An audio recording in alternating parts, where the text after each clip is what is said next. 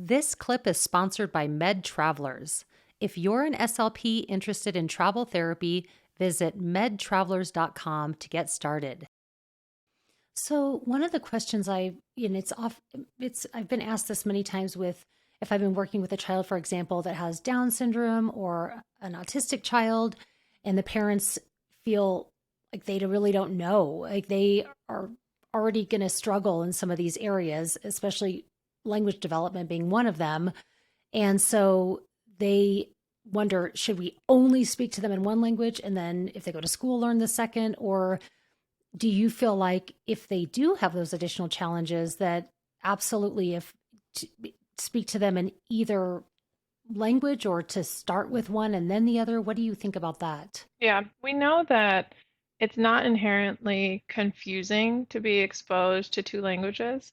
So what I always tell families is, well, because we know it's always case by case, the advice that you give, but for families who do speak Spanish at home, for example, and they're more comfortable, right? They're more used to it, they have a better vocabulary, they have better grammar skills. I always encourage them to speak in their dominant language with their child and to try to foster that at home. Um, so, by providing them with this richer input and more complex language, the child, no matter what diagnosis they have, will be just exposed to more quality language. So we know that, like I said before, I think if you see that you're going to lose that home language, just so much deeper values and heritage and understanding and stories and humor, all of these things can get lost. Um, and so a lot of times I know that the schools are struggling because they don't have supports in place to support the home language. They may only have English language teachers, right? ESL, ELL programs. And so I totally understand where the schools kind of have their hands tied and they're not able to get the staff that may speak the home language. So that can be challenging, yes. And it can also be challenging for these families if they're looking for outside support to find, say, like a Spanish speaking SLP to help them.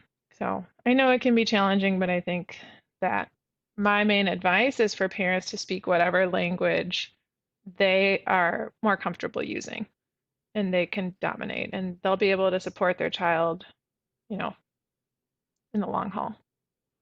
Yeah, and that's such a good point too, because if they don't have a strong understanding of the grammar and vocabulary of, for example, L2, Hmm. we really want them to have that strong foundation in L1. And if they're going to be able to get that from the parents, because that's their stronger language, that makes perfect sense. Hmm.